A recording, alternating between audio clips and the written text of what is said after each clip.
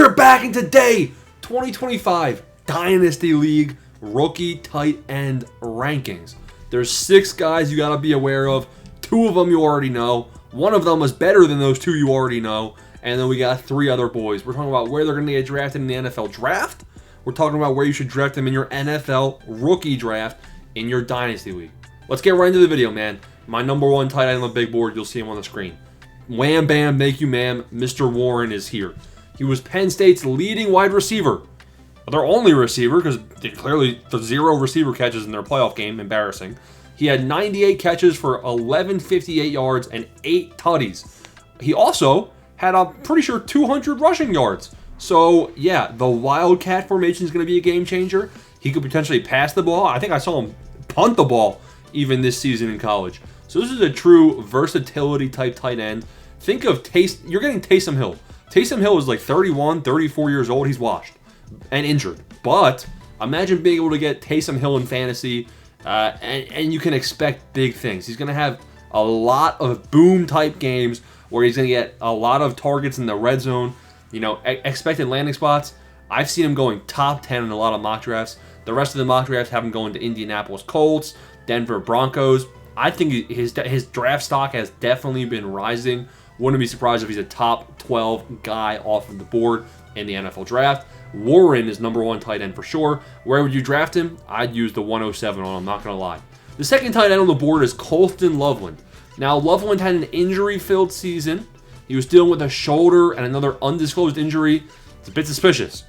Michigan's offense, the quarterback, a lot of blame going on the Michigan quarterback for Loveland not being as good.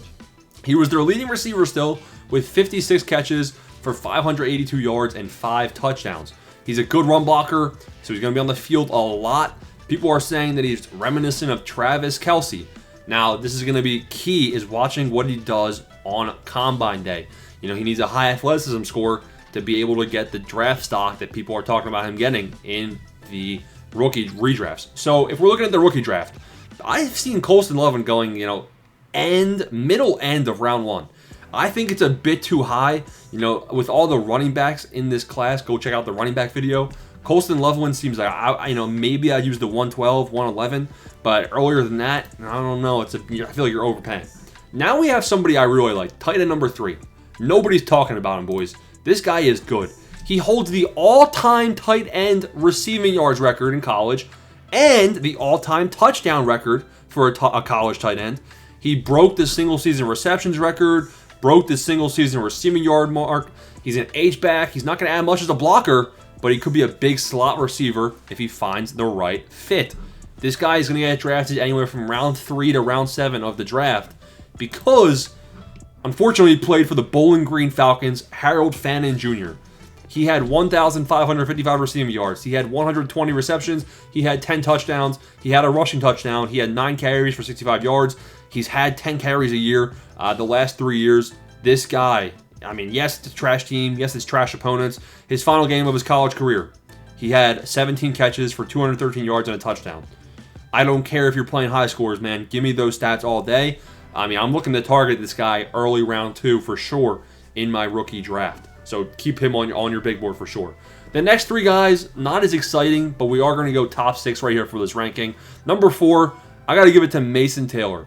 Mason Taylor has been a very consistent wide receiver threat for LSU ever since freshman year. So consistency is key. He's a good option. He plays both in the slot and in line. He's versatile. He's a blocker, receiver. It's going to help him find the NFL role because he'll be on the field for more downs than guys like Harold Fannon, what's his name, bro? For guys that can't block, only catch. He gets off the snap quick. If we look at Mason Taylor's stats, first year, 400 yards. Next year, 400 yards. 2024, 55 catches, 550 yards, and 2 touchdowns. So not as good of a red zone threat, even though he is 6'5", 255. It's all right. We're thinking round 3, round 4. Yeah, probably like round 4 type draft capital in your rookie draft on a guy like this. This guy, he might get drafted before Harold Fannon Jr., just because that's just how the world works. So he might get drafted ahead of Harold Fannon Jr. in the NFL draft. I still would target Fannon way over him. Up next is Terrence Ferguson. This guy had 43 catches, 590 receiving yards, and 3 touchdowns. The last 2 years, he had 6 touchdowns and 5 touchdowns. So he's a bit more of that guy that could be in the red zone threat. He excelled in Oregon's offense, and he played both inline and slot. He flashed in the screen game. So think about PPR. You know, he had a lot of screen passes. This guy, he's a good route runner. He's a late round pick in the NFL draft, and he should be, you know, a mid-round pick in your dynasty redraft. The last tight end, not a very deep tight end class. We got 3 names. If you don't get any of those big 3 tight ends, you know, really you're just shooting fish in the barrel and trying to get something half decent at the end. Gunnar Helm is the last guy, and he had a solid year as well, man. 2024 breakout season, 60 catches, 786 receiving yards, 7 touchdowns. I like it. I like it a lot. He broke out. You know, he's tough. He plays low while run blocking, and he's a special team type player. Could maybe improve his draft stock slightly. He has soft hands. He could be a reserve tight end in the league, and if somebody gets injured ahead of him, then maybe Gunnar Helm breaks out in the NFL like he broke out at Texas. I mean, if we look at his, you know, his size, 6'5", 250 again, so pretty similar to Mason Taylor. He rounds out the top guys for tight end. So those are the top 6. Comment down below who you taken and where in your Dynasty Rookie Draft. Peace out. Thanks for watching.